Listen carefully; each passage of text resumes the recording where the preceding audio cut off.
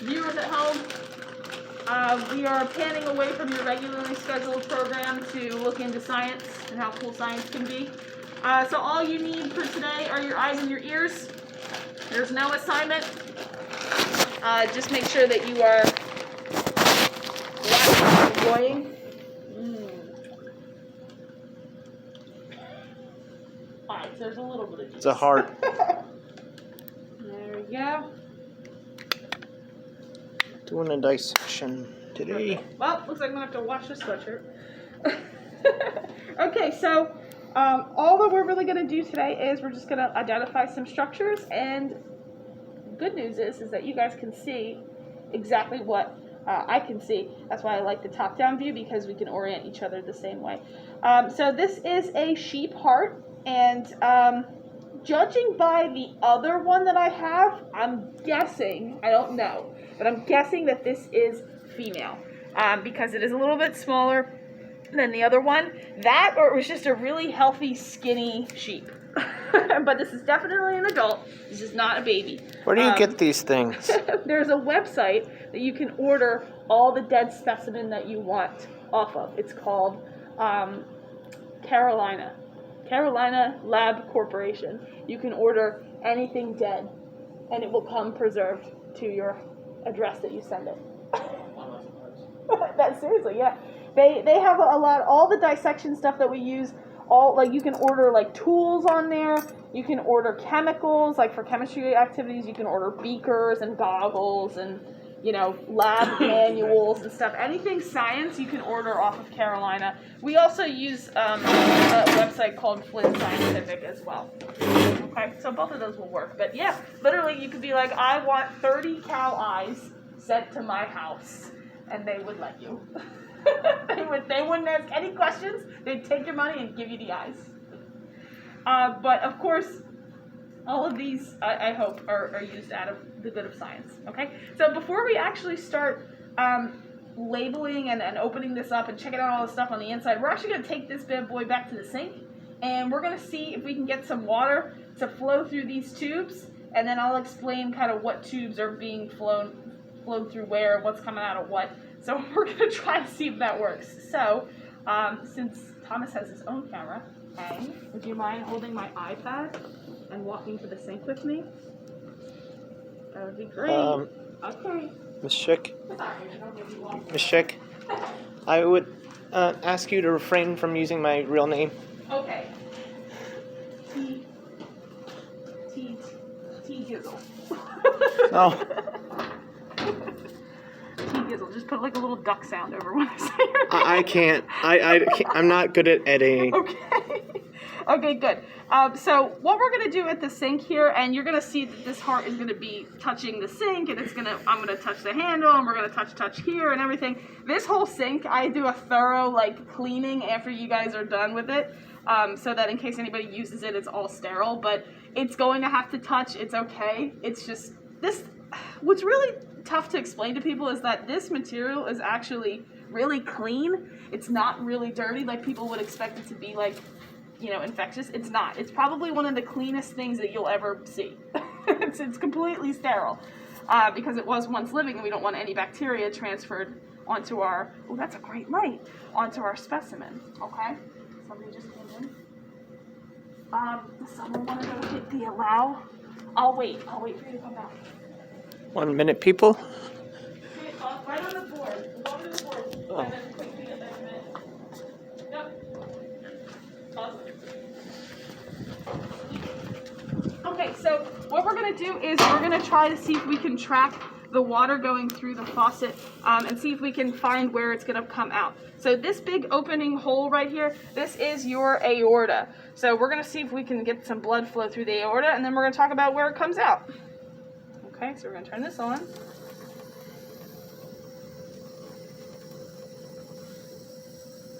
And we're going to see if you can get the under view. Do you see it coming out of that little hole at the top there? See it leaking out right over here? Well, I just spilled it a little bit, but if you put it right back there, it starts to come out of the side. So this bottom one, where it's like kind of dripping out of, that's the pulmonary artery. And then this top one over here, that's just the upper part of the aorta. So obviously this one has a very clean and direct path, but it takes a little bit for this water. Let's see if I can pause it for a second. It takes a little bit for the water that comes out of the artery to get there from the aorta. There it goes. Because it does have to travel through all of the tubes and exit through the other way. Now, I don't know if this is going to work because there's a big hole in it, but we're going to try it. It worked in last class, but we'll see. We're going to see if we can go in through the pulmonary vein and then hopefully be able to pop out somewhere down here at the bottom because it'll seep all the way through. We'll see. I don't know if it's going to work. It might come out another side.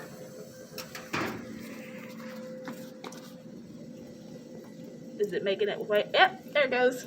That's great. Okay, perfect.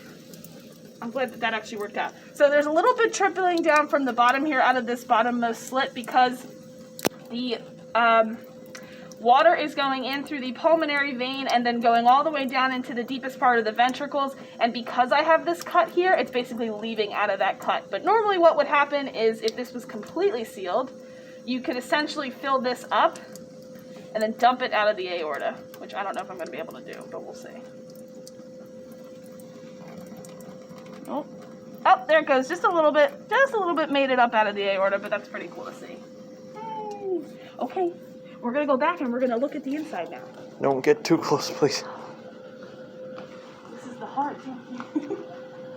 Sheep heart. That's a big debate in science is like, do you like, wow, you put that perfectly back on how you found it. That's impressive. I lied. You put it on upside down. Do you think you could orient it so that it shows a different angle? Keep going. Turn. Keep turning. You know what? I could probably do. Oh, that works. That works. I'll just do it like this.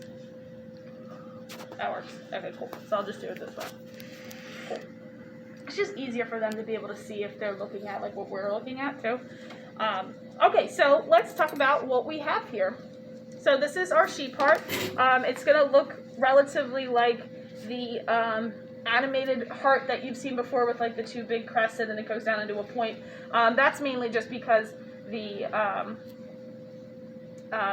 aorta is not, or not the aorta, the atrium is not filled up with blood, so it's just going to deflate a little bit. But we've got our nice apex here down at the bottom, and all of this yellow stuff on the outside is just going to be fat. This was a particularly healthier sheep because there's not a lot of extra fat coating down here. All this fat layering down here is perfectly normal. The big layering up here on the top, perfectly normal. It's okay to have a little bit of fat right on there, but it's not loaded with fat, so this tells me that this sheep was probably healthy, as are most sheep, because we usually don't stuff them that much. Okay, but what we do notice here on the outside are these little flaps, and it's kind of cool to like pick them up and see what they are, because these basically sit on top of the atrium, and these are called auricles, and these auricles basically open and close, kind of like this, open and close, open and close, open and close, so that the blood can go into the heart and just kind of like pushes it down into like the deeper parts of the heart. So there's just a little minor thing there. Try to get myself reoriented again. There we go. Aorta, nice big aortic arch. Little bit of the pulmonary artery on this side cut open, but that's mainly because I split it open. So here's the tricky part. When you're opening it and when you're trying to look at it dissected open, you have to be careful because you need to reorient yourself with what you're looking at. Because if this is the front, this is the anterior view, so this would be the true right side, and this would be the true left side. So if you're opening it, this is the left side, right? Which means this becomes the left side, and this becomes the right side. But then when you're looking at this half, this becomes the right side, and this becomes the left side. Then that's a little confusing, especially when you have to separate them because it is a 3D object, and that's kind of tough. But we can go through and just talk about what we see and what it kind of looks like on the inside. And the best part about this is that this is really darn close to what your heart looks like. The only real physical difference is that this septum here in the middle for humans is a lot smaller, just because of the size of the heart is going to be, you know, about half the size of this with two fists together. So if you can imagine this being like cut in half and then pushed closer together, that would be probably about the same thing. All right. But it's cool to open this up in this little pouch. So do you see this natural hole that kind of fills in between the heart and how it forms like these caverns? These are going to be the 4 chambers. So your top chamber up here, your right atrium, is going to be this open hole. And then this bottom part of the hole that kind of leads down into a deep V, that's going to be your open ventricle right there. Okay, this open hole right here is nothing. That's just me stabbing with a probe and I cut a hole in it. But if you can try to open it up and see it, I'll see if I can break this a little bit more. There we go. All of this networking in here, it's huge. It's massive when you look at the entire hole and the opening in there. It's massive. But all this tissue that's kind of floating around out here, it looks like there's a bunch of strings there. These are going to be the bases for your, that light really helps. This is going to be the basis for your valves. Okay, and what's really cool is that we can see actually one of the cusps here from the tricuspid valve. There's 3 of them. The other 3 are like buried down in there. But this one right here kind of pokes up really nicely on the front. And you can see the cords that are connecting in between the actual valve and where the valve is rooted. So this is going to be one of the 3 cusps that we can really isolate very nicely right there. And that's kind of cool to see. If you look very carefully, I'll see if I can open up just a little bit more. If you look in there, you can see that kind of leads into, it's kind of hard with my fingers, sorry. That leads into the pulmonary artery, and if you were to stick something in through that artery, and if I get the right angle, it should work, then you would be able to see it pop up on the other side. I just got to get the right angle in there. Come on. Where'd you go? Oh, there it goes. Go in there. Yep. So right there, that's the connection between the top of the atrium and right here is the valve. Okay, so that's the connection. It's a nice big open hole. It's very small, but you can see that I can get my probe through there, showing that there is a real connection between the valves and then leading into the atrium. All right, so we're going to take a look at the other side. This whole part over here is just the other half of the right atrium and the right ventricle, because remember, they do form together like that, so they really are the same parts. But over here is kind of the cool stuff, because it looks like this is the biggest part, and it is, because this is going to be the semilunar valves that are going to connect their way up to the aorta. So I'm going to see if I can show you that.